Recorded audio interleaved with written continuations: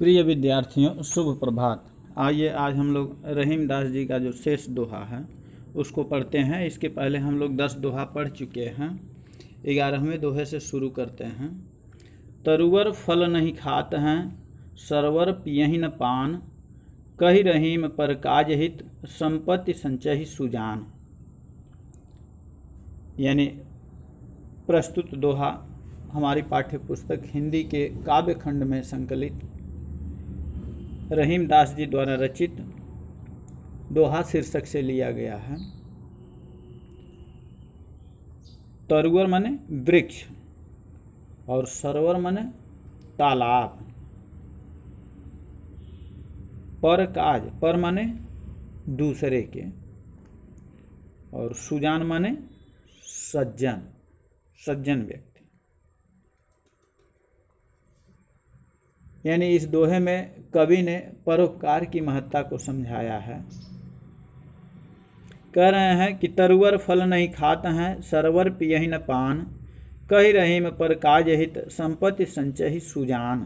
तरुवर फल नहीं खात हैं, यानी वृक्ष जो है स्वयं अपने फल को नहीं खाते हैं। तरुवर फल नहीं खाते हैं, यानी जो वृक्ष होते हैं वह स्वयं अपने फल को नहीं खाते हैं। सरवर पियहि न पान, और जो तालाब होते हैं, तालाब भी जो है अपने पानी को स्वयं नहीं पीता है। तालाब भी स्वयं जल को ग्रहण नहीं करता है, और वृक्ष कभी जो है स्वयं फल को ग्रहण नहीं करता है। फल और जल का उपयोग तो दूसरे लोग ही करते हैं। कहि रहीम पर काज हित, संपत्ति संचहि सुजान। इसी प्रकार सज्जनों की संपत्ति परोपकार के लिए होती है।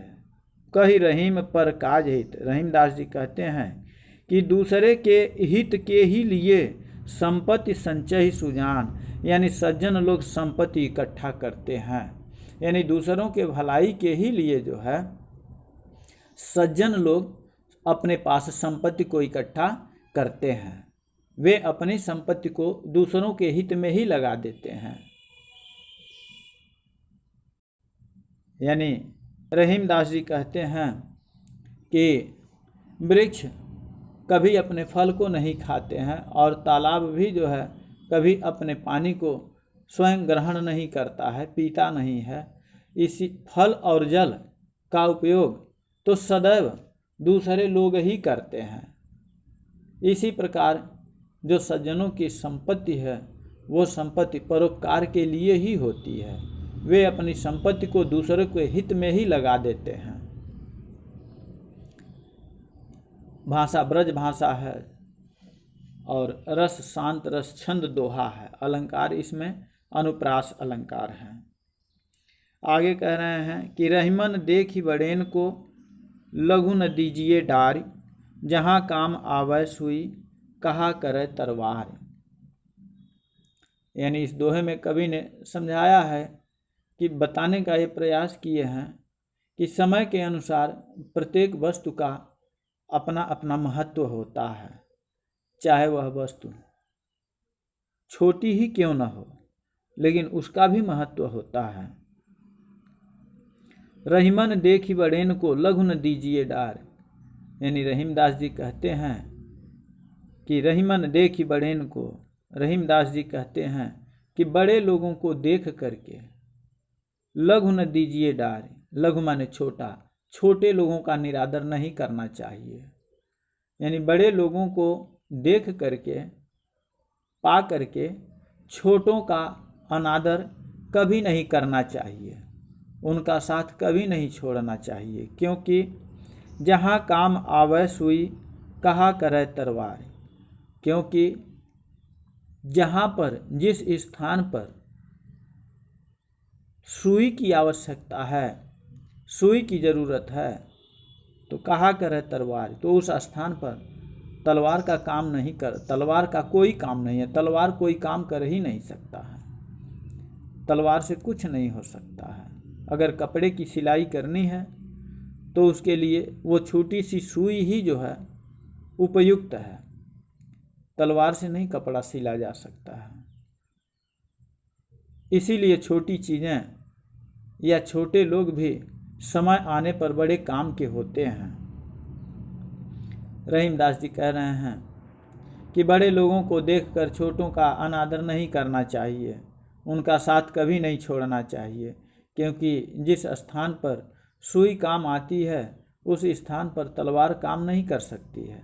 इसीलिए छोटी चीज़ें या छोटे लोग भी समय आने पर बड़े काम के होते हैं। कभी भी छोटे का अनादर नहीं करना चाहिए। यहाँ छोटी से छोटी वस्तु भी महत्वपूर्ण होती है। भाषा ब्रज भाषा है, छंद दोहा छंद, और अलंकार में अनुप्रास और दृष्टांत अलंकार है। आगे कह रहे हैं कि यों रहीम सुख होत है, बढ़त देख निज गोत, ज्यों बडरी अखिया निरख, आँखिन को सुख होत।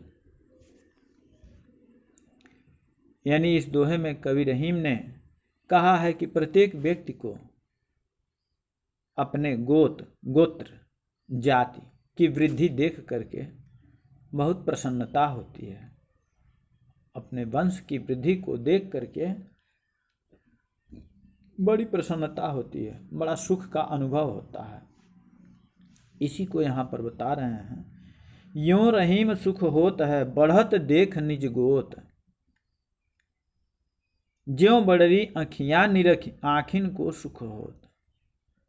यानी रहीमदास जी कहते हैं कि जिस प्रकार अपनी बड़ी बड़ी आँखों को देखकर व्यक्ति की आँखों को सुख मिलता है, उसी प्रकार प्रत्येक व्यक्ति अपने परिवार को बढ़ता हुआ देखकर प्रसन्न होता है और उसे समृद्ध देखकर अपार सुख का अनुभव करता है। यों रहीम सुख होता है, बढ़त देख निज गोत। यानी रहीमदास जी कहते हैं कि अपने वंश की वृद्धि को देखकर, अपने जाति की वृद्धि को देख करके मनुष्य उसी प्रकार सुख का अनुभव करता है जैसे जिस प्रकार से बड़ी आँखों को देख करके आँखों को सुख का अनुभव होता है।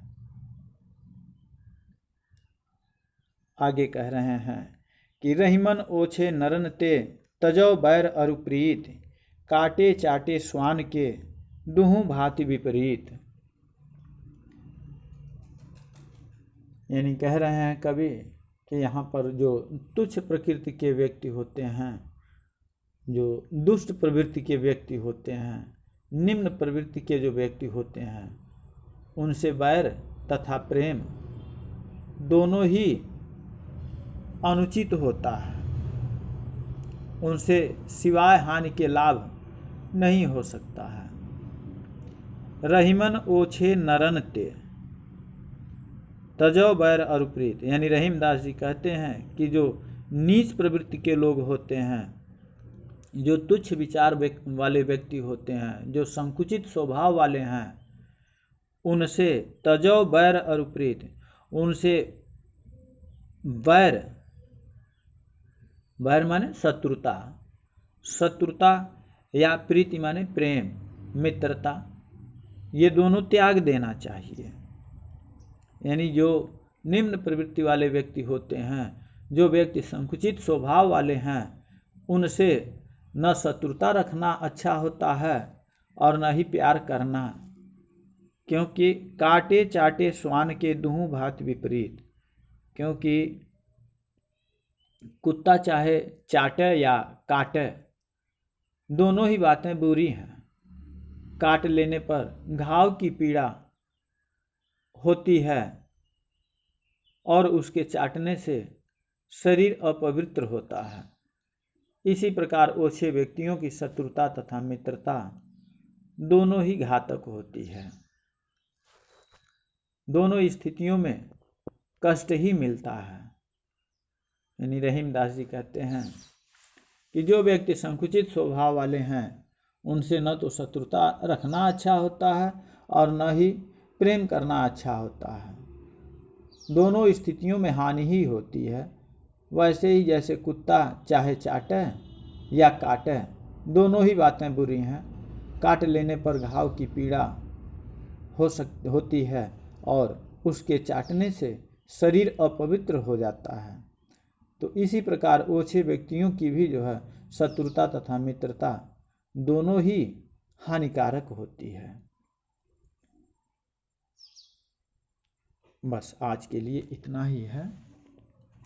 अब तक जो भी पढ़ाया गया है आप उन सभी को अपने उत्तर पुस्तिका में लिख करके और चेक करा लीजिए। उसके बाद फिर हम लोग आगे पढ़ना शुरू करते हैं। आपका दिन मंगलमय हो।